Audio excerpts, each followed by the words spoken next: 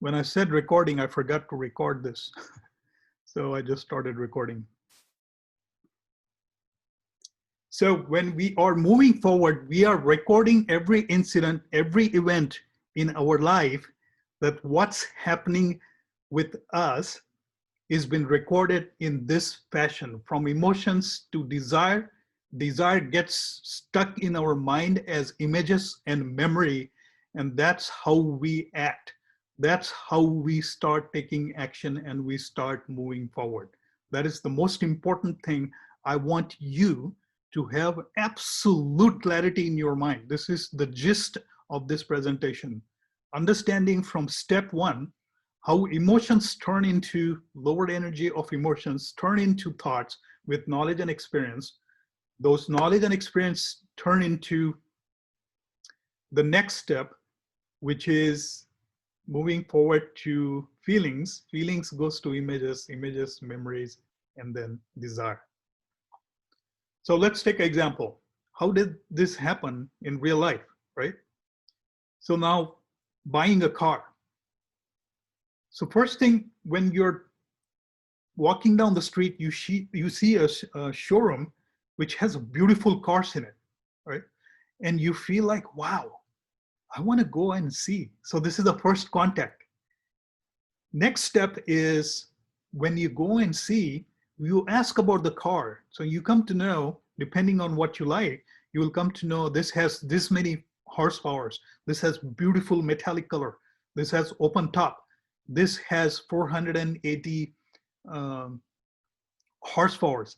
So this knowledge and experience become thoughts, and then you start to feel and those things with yourself. This is the process where the thought starts identifying yourself with the car, with the object and the things outside you. And when we have this going on, the next step is desire. When you see the car, you start imagining that you are in the car, you're driving it, and that turns into strong desire. Now, when that turns into desire, you are actually planning how to buy this car. And if you know or if you do not, that's where you're deciding your goal. That's where also you're deciding your outcome based on your situation. For example, if I go to buy a car that I cannot afford, I have just this energy for 2020.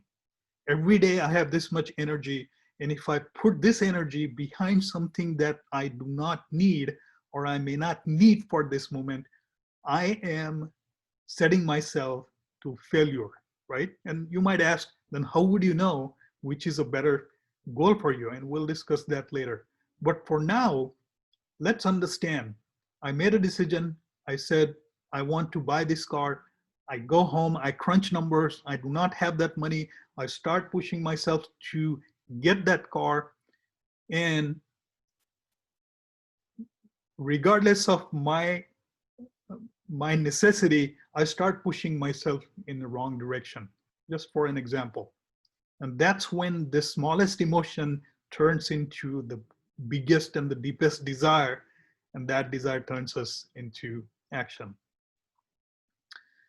So let's also understand the direction of emotions. Like I said, body is a reflection of mind. Anything has been manifested in mind will be manifested on the body, right?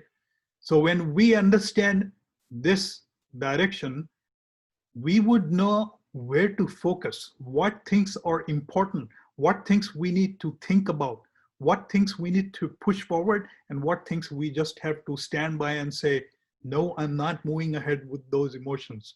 And we cannot also blame the external things when the emotions are only going from inside out. No emotions flow from outside in, because anything what you feel, what you want, your happiness, everything comes from inside out. There is no outside in. So we cannot blame outside, except some exceptional situations where you do not have control, like life-threatening or illegal things, somebody putting you at the gun's point, we can't handle. But the things that we feel, The things that we have control over are our emotions and our thoughts. And that's why this direction gives a very good perspective about where and how emotions flow and in what direction. Which also gives us an idea, if I had to observe this process is always going from inside out, just to be aware of our emotions and the status where we're going through.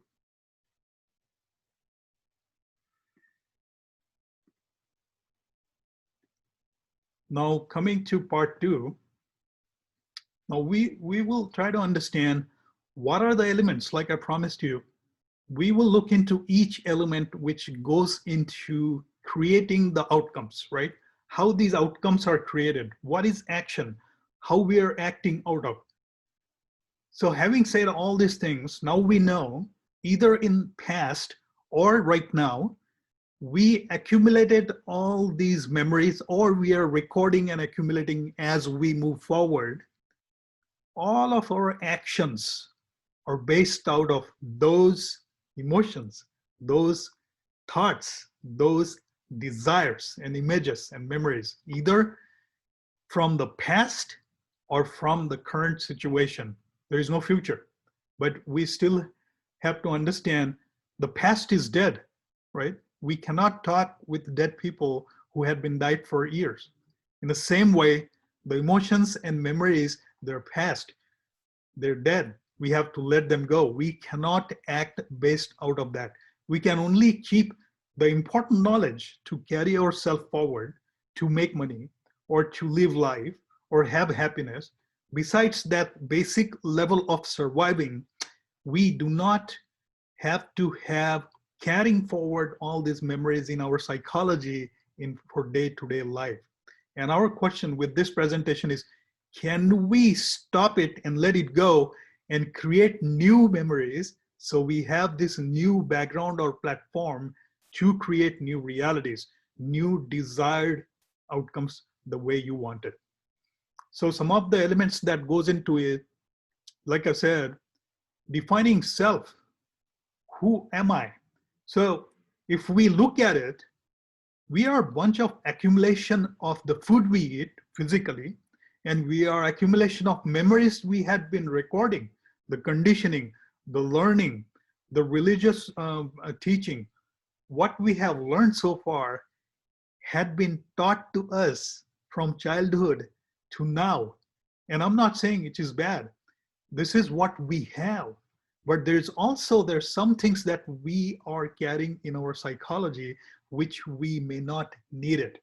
When I say psychology, the sadness, the despair, the things that we got from the past event, the events that we did not like it, or the things even we learned in our past, they're only taking you to such extent, and they're not letting you go above and beyond.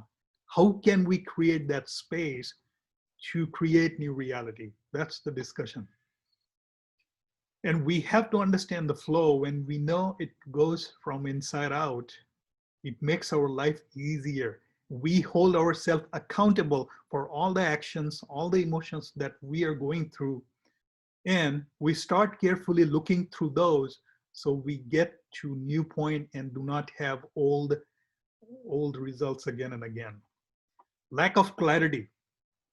Because we identify ourselves with the sensation created by body and chattering created, distraction created by mind, we always think that's who I am. We always tend to identify ourselves with mind and our body. Then you might ask, then Sujan, what is left? If there is no mind, there is no body, what is left? That's what we're here to identify. And that's where I'm pointing you guys to realize, when there is a sensation and distraction by mind and body, we have to observe it and let it go and go above and beyond. So we find that space where there is no memory at all. There is a fresh start. There is nothingness. So everything starts coming out of nothing. So when you have an empty pot, the possibility of that empty pot holding so many things are infinite. Same way, When we say nothingness, we're actually talking about everythingness. So we are trying to create that space within us psychologically so we can move forward with new reality. Imbalanced introspection. When we introspect ourselves, we are often tended to talk negatively or identify ourselves with these emotions that we create, identify ourselves with the sensations, and that introspection is not real introspection. Introspection goes above and beyond your mind and body. And when we compare ourselves with old version, that's when we move forward, because the flow of emotions and development always flows from inside out. There is no way we can compare with others. Best way to compare ourselves is us, and that will give us great results. Reinforcing the sense of purpose. We all have purpose. We all have values. We all have the teaching, the passion from our past, from our upbringing. That is an important part of who we are. That is an important part of finding our purpose, our calling.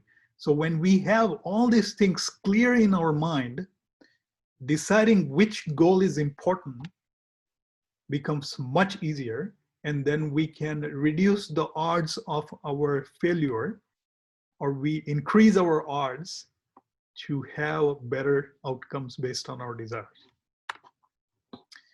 So now these elements, like we said, real self, knowing the flow, lack of clarity, lack of introspection, sense of purpose, these are all defined. These are absolutely important points that we need to find out about ourselves with the utmost honesty and write it down. Is there some of these coming in your way, holding you back to move forward with what you want to achieve? And we'll look at it one thing at a time. So real self.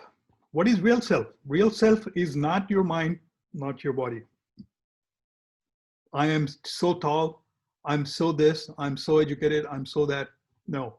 Real self is beyond your mind and body. We also call Atma, which is soul, which is always in the background of mind and body.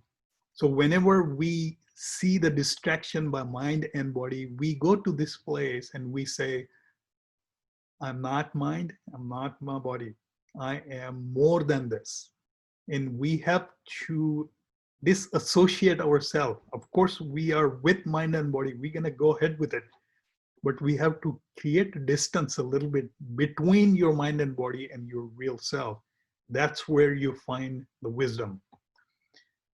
And the same thing I'm explaining, saying identifying oneself with mind and body. And this person says the same thing. When you have so many emotions going on, we are not those emotions. We are not that mind. We are not that body. Strayed by others' opinions. When we are strayed with others' opinions, we are trying to reverse the direction of emotions, directions of improvement, directions of all these desires. Remember, when we are affected by external stimuli, we are changing the direction of inside out flow of happiness, emotions. Everything that triggers that, it comes from inside out. So what is inside out? So desire is a precursor of outcomes. Just like we said, before we act, there is a desire. Before there is a desire, there are thoughts and feelings, and before that, we have emotions and contact, right? One step at a time. Retrospectively, when we go back, this is how these things are taking place. Though the stimuli is external, though the car is outside, though the house is outside, though the dress is outside, by itself, they are nothing. These objects or people, they are nothing. But it's only in our mind when we find it, we feel it. This does not have existential relevance at all. Everything is happening in our body. It's not happening outside. So though the stimuli is outside, the flow of emotions, the desires, the outcomes are coming from inside out. And I hope when you hear this, it gives you an understanding clearly that when something flows from inside out, you have a command over it with the help of heightened awareness, meditation, mindfulness that we're going to talk at the end, which will help you to move forward with creating the space for new reality, transformation, new images, new memories, and new reality. So reversing flow from outside in can cause anxiety, lack of clarity, lack of focus, which all is needed to create desired outcomes. And if we don't focus on these things, we are identifying ourselves with mind and body and the distractions, which is going again in the wrong direction, and we are not creating desired results. And compete with yourself and not anybody else, because as we say, when we know the flow is inside out, there's only one way to go, is to find ourselves and not worrying about outside. Next point is lack of clarity. What is clarity? When we are confused with so many identification with mind and body, we are identifying and having so many thoughts in our mind, we are actually drowning in these thoughts and these sensations.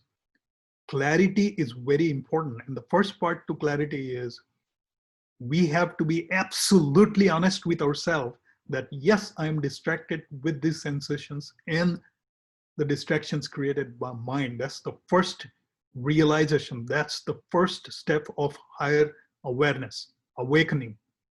When we know that, we point by point write it down and say, this is what's creating my unreasonable expectations, unreasonable suffering, unreasonable goal setting. That's why I'm not getting what I want to achieve every birthday or every 31st of December. And we wrongly associate our goals with the pain and the past. When we have pain and past connecting with our goals, we would never be able to go outside our comfort zone. When we leave our comfort zone, we find ourselves vulnerable.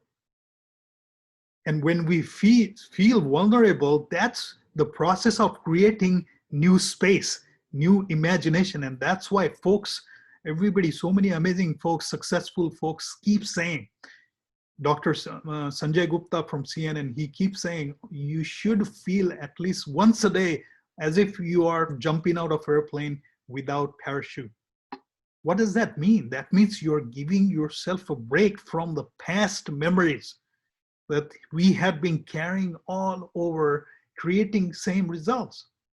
And when we dare, when we go up and above without those past pain, we are creating new paths. We are associating goals with the things that matters, with your passion, with our deepest desire to succeed and create a new reality. Lack of introspection. So introspection is wrongly practiced as negative self-talk, which is absolutely fatal to our growth. Introspection does not mean to kill ourselves. It only means that how absolutely honest we are with ourselves, how much we are not attaching ourselves with mind and body, the distractions, right? Mind creates a lot of thoughts, guilt, despair, anger, depression, loneliness, everything. Body creates sensations, right? Sensation of all these emotions and sensations.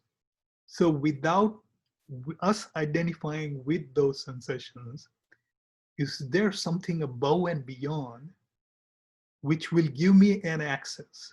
And can I operate from that place? So I am absolutely honest with myself.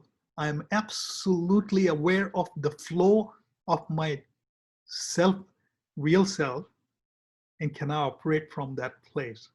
This is exactly what we're trying to understand and do. And it comes with the practice. self-positive thought, and seeing with a clear mind.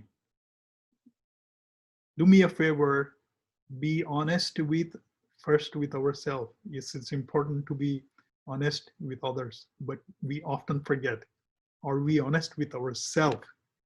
Meaning, again, this is not beating yourself to death, meaning where we stand in terms of this not identification with mind and body is absolutely necessary before you put that goal in front of you, because then you're going to put a lot of energy, money, time, everything, and that needs to be right. Sense of purpose. This sense of purpose comes from upbringing. It comes from your passion and your values.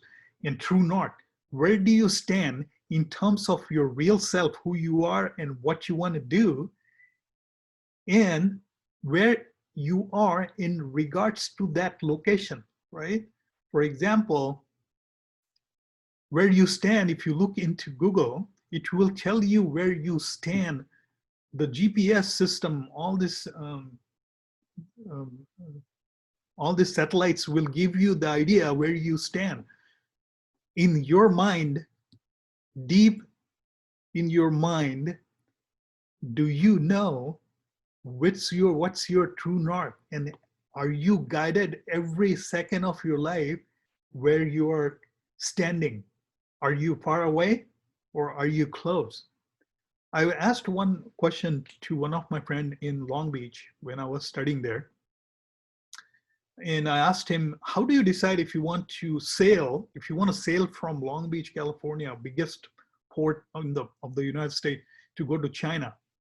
And they said, if I miss even 1 degree of sailing, I go completely to different country. If I miss, I think it was 2nd degree, they have to be on 2nd degree of 360. And if they miss that 2nd degree, they will land up or they will sail to totally different country. Just like that, when we do not have the sense of purpose, sense of belonging, the true north, if we don't look at it right now, slowly we will have a tangent and we will reach where we're not supposed to be. And that's why sense of purpose is important. Now, how we break the cycle with mindfulness and what goes into it, it's a very important discussion, and we'll see what we have in this. I think this is by mistake, so my bad. We already talked about this. Oh, so breaking the cycle with mindfulness. So now we are entering into the third part. That slide was right, but it's the third part. So the mindfulness, now this is the most important part about this presentation. How mindfulness or meditation can help us identifying all these elements that we talked about so far. Number one, which had been personally very helpful for me, and I'll explain what it is. Pranayama in wisdom tradition, in Eastern philosophy, in India, and a lot of other countries on the Eastern side, had enough elaboration on mindfulness or meditation, or how it is important and why it is important, and what do we do when we meditate. And when we meditate, most of the things, these elements that we talked about, focus, clarity, not distracted with the mind and body, they pave us such a clear path.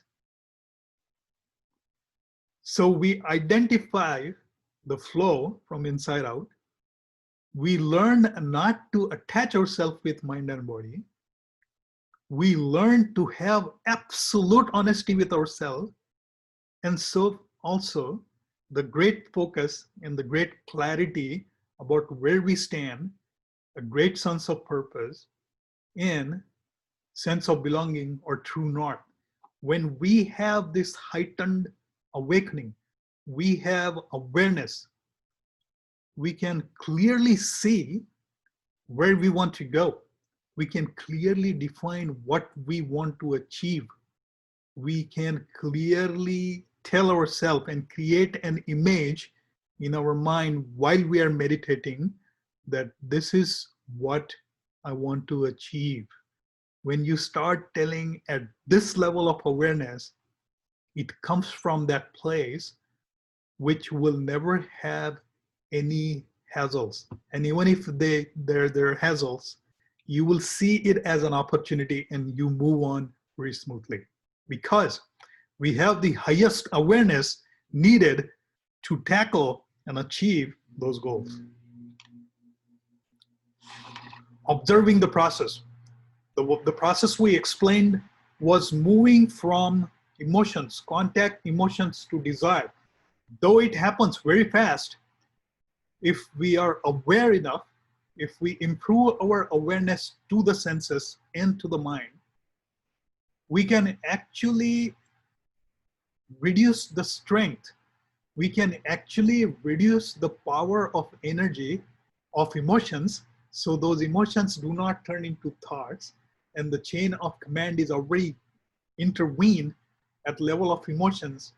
And if it is not necessary, if it is not right for us, we stop it there, and then we do not waste our energy, and we save ourselves some heartache from not having the failure or not the desired outcomes. So it's very important. The observation of this process with the help of meditation is very important. And again, I said, identifying not with your mind and body is one of the most fundamental part of mindfulness that we need to learn. And that can be learned and achieved with the help of meditation. So, with all this said, these are some of the take-home message that you might want to understand. I know this sounds like an abstract concept, but this concept worked really well for me. It took a little while to understand the terminology and what it feels like, but when I started feeling, everything around me started looking beautiful. I had a lot of anger, I had a lot of despair and sadness and all these things, but ever since when I started practicing these techniques, observing all these emotions, identifying the path inside out, I realized something really beautiful. And that's my take-home message for you. No matter what goal you have, when we create this heightened level of awareness with the help of mindfulness and meditation, you can set your mind to that clear picture and clarity, and you can achieve your outcomes. And that's the message I wanted to share with you. Let's go to question and answers. And this is my, if you want to contact me further, this is where I can be found. And if you want to follow me on Facebook, IG, YouTube, I have a page on all these three, and my ID is John Speaks. And let's open up for questions. I hope it's not too late. And I saw one question.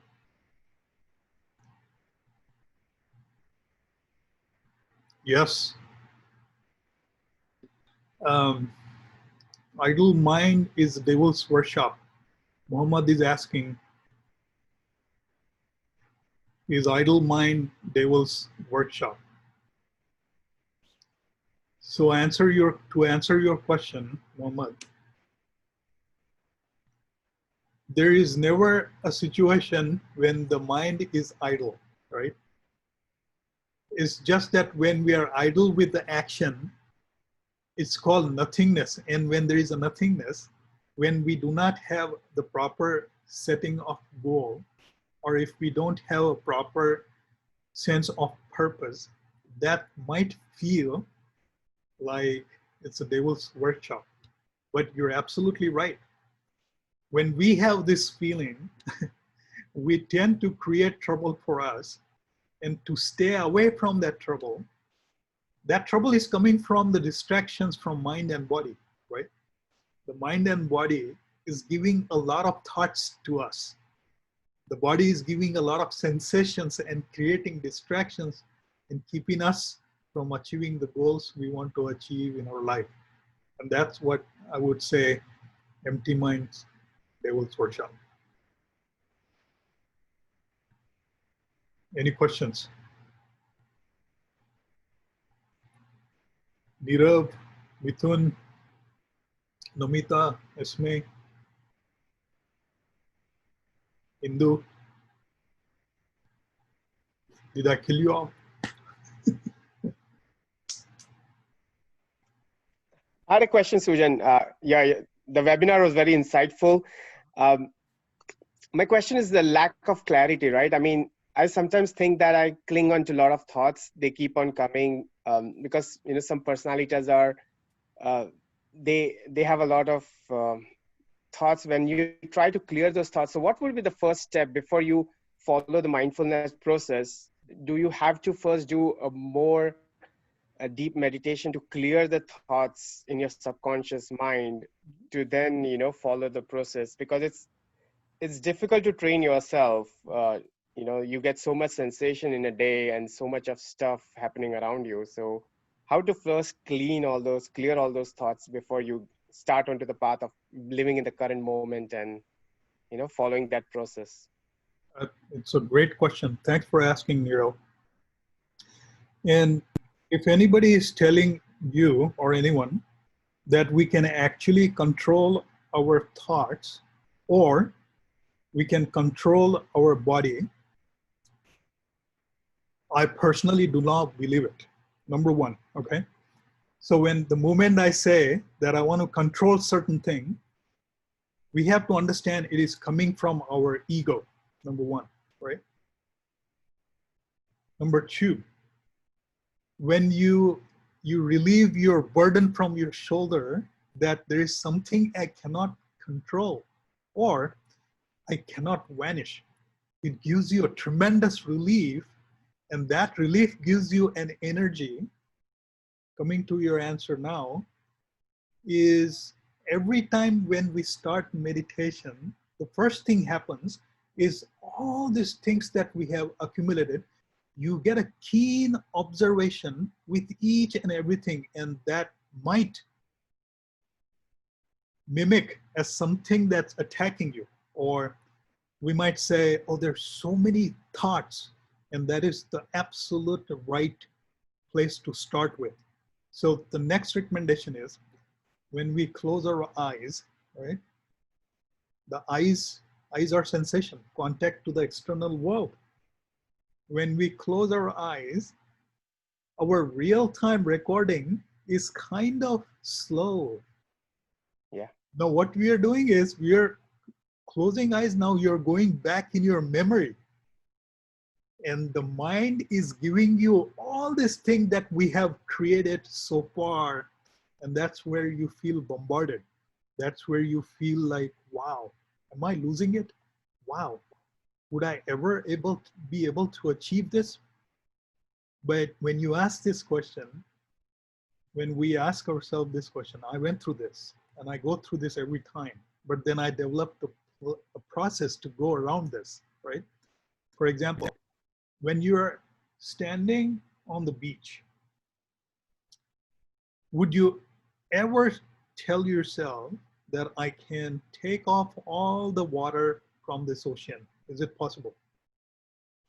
Impossible, right? We feel that enormity of this nature. We feel the heaviness of the beautiful sensation of the warm sun. We enjoy the day and night without fail. Just like that, our mind and body has been programmed for millions of years to act the way they're acting right now.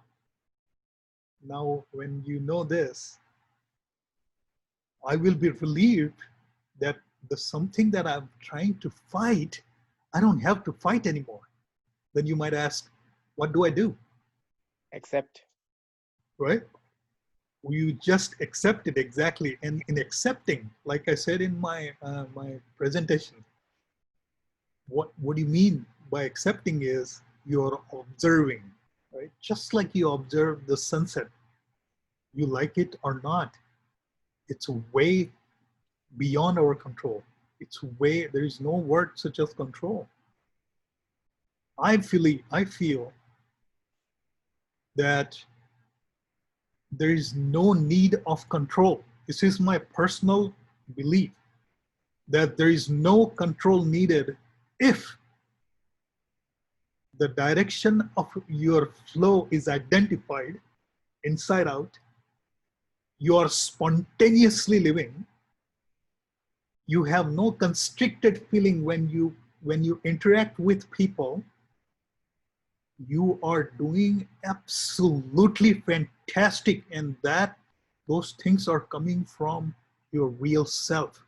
And when those things flow from real self, this is no utopian space. No, this is not realized yogi. No, you and I living in this place can have a greater access with the help of mindfulness and meditation. Yes, we can do this.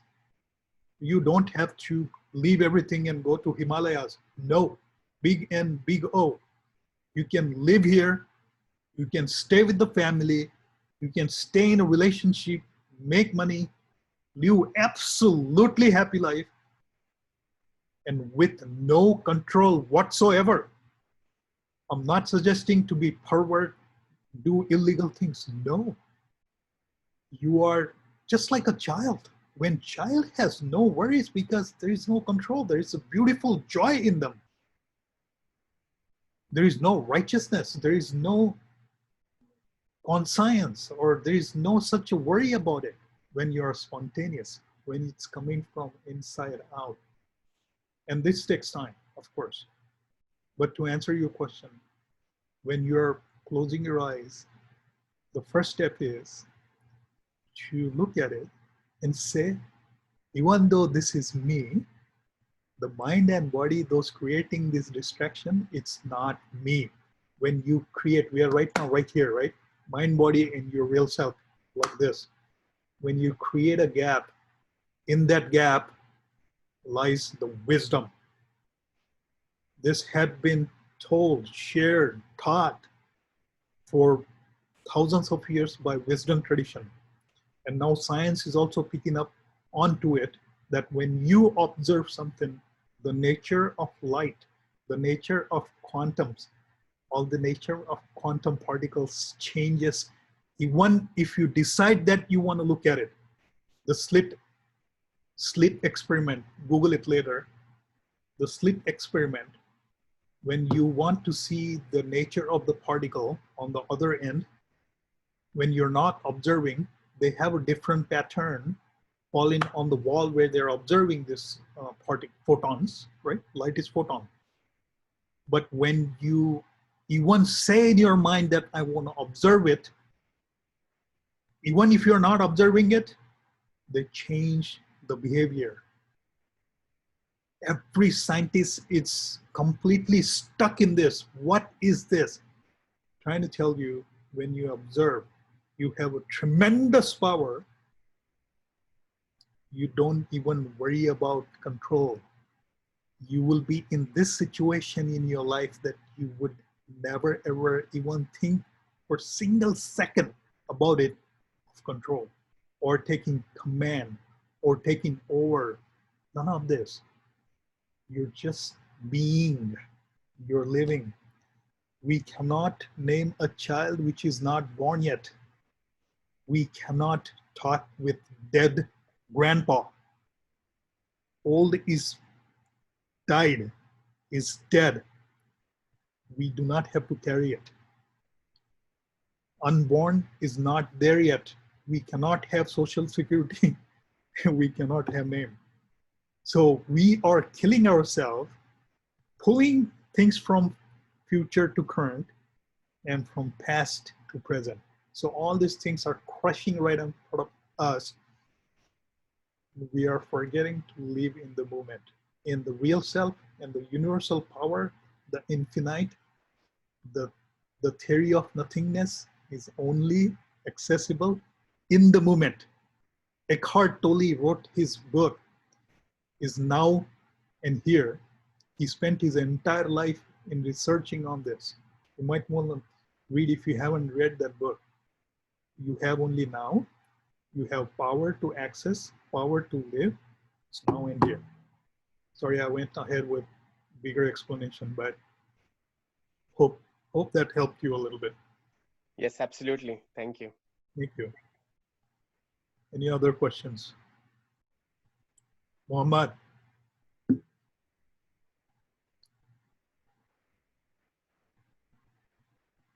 Mithun.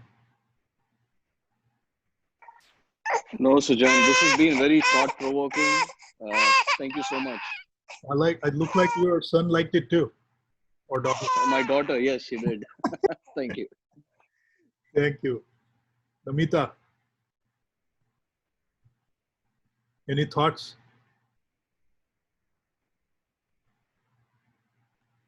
I think she is busy. Indu, any thoughts?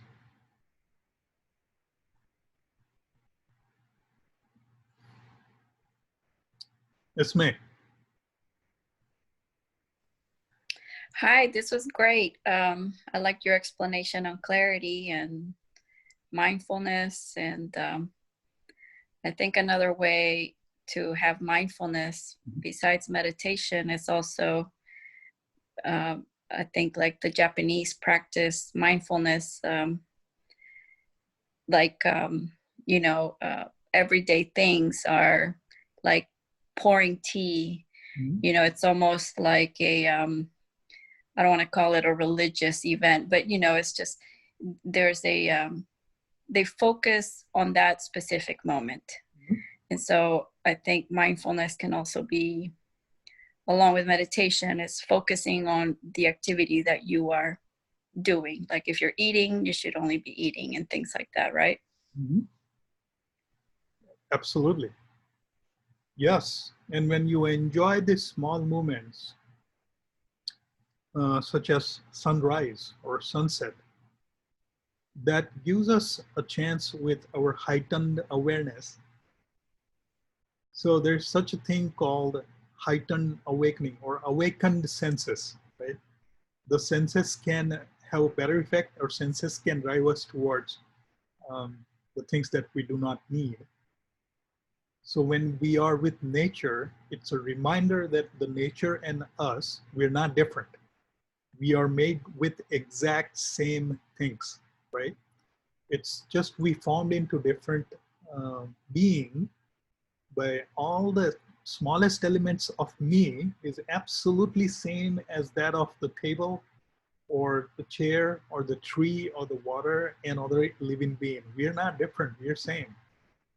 So everything is in us, and when we watch it, it's a reminder that we are part of it. And when that is reminded, we get an energy to live in the moment and enjoy that nature, which has exact same things that we do. Does that make sense? Yes, I love that. But I'm glad you shared, and it's and I love your perspective. It's a beautiful thing that when we learn to watch things or observe the things, especially which are not in our control, it is a reminder that that's the only thing we can do is either look at it, observe, accept as it is, and move along. So thank you, Esme. I appreciate that. Yes, thank you. And like Eckhart Tolle said, that's what helps us stay in the moment, in the now. In the now and here. I love that book. And yes, his preachings or his teachings, his training is also based on mindfulness, and he has an extreme importance about living in the moment. Fantastic. Thank you. Thank you. Thank you. We have one more question about how emotional intelligence fits into all this.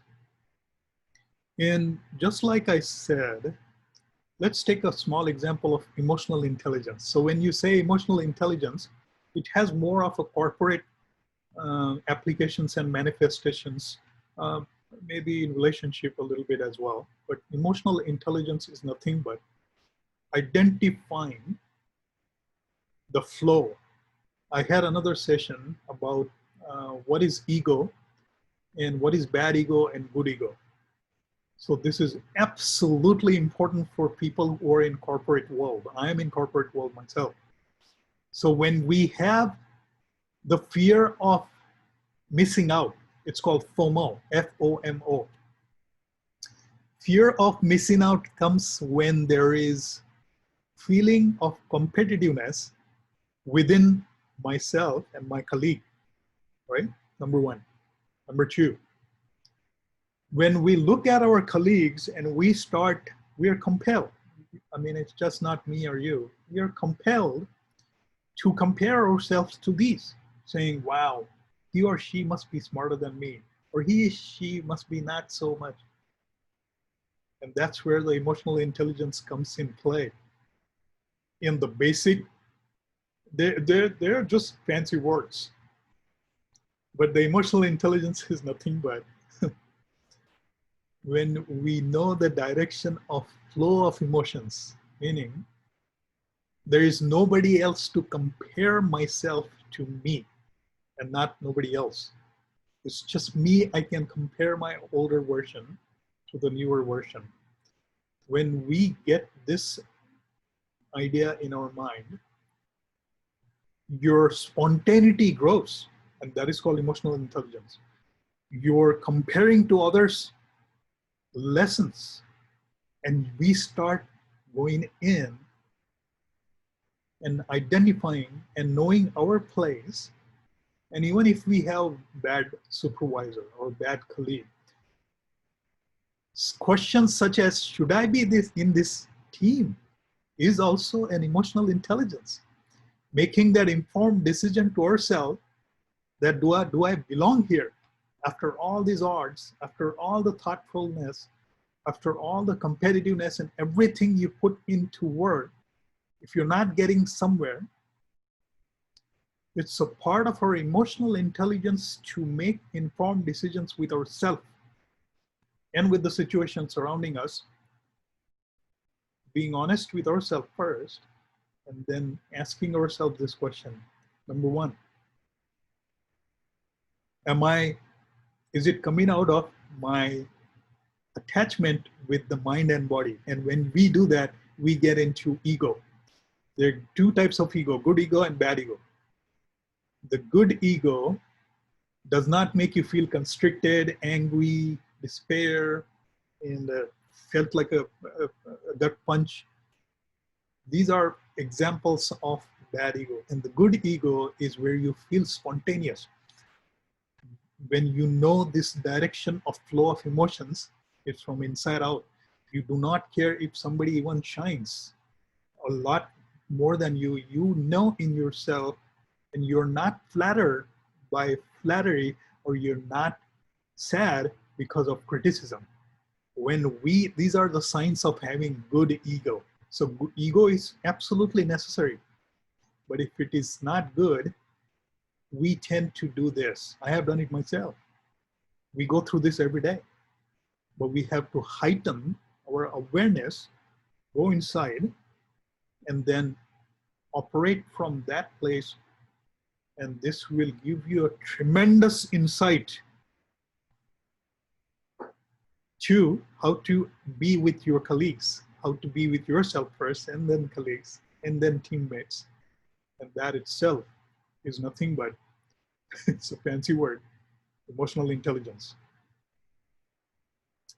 Are you satisfied with that?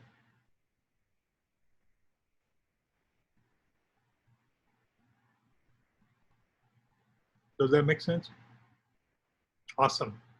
Thank you, Muhammad. Very, very important question. As we all are in corporate world, we go through this. We have a bunch of folks which make us feel like, wow, am I missing out on something? Which is not a bad feeling.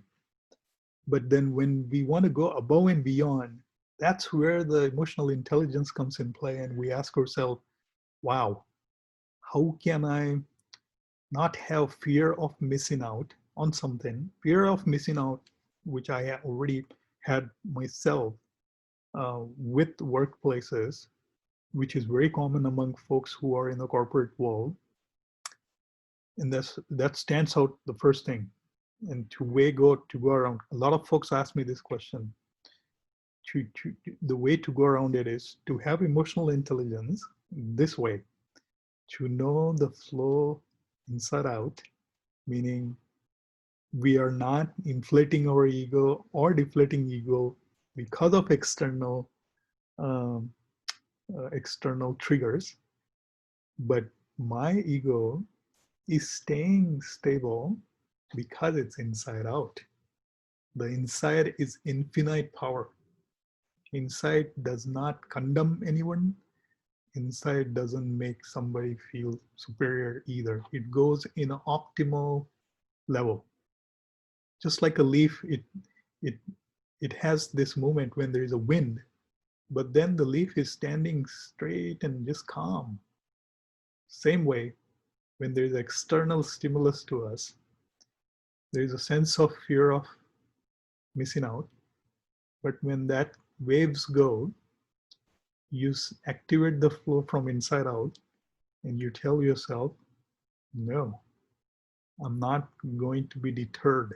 I'm going to move forward because I know who I am. And this is coming from the best place, which does not need any comparison with anybody else and flattery or feedback. You don't need to be affected. And you keep moving forward. Do it. I challenge you, try this. I have done it. It's tough. But then very soon you will realize that you will be looking at a bunch of folks dancing around for no reason. You'll be calmer, quieter, and focused in what you want to achieve. And that might take you places than worrying about these things. I hope this is helpful. Any other questions?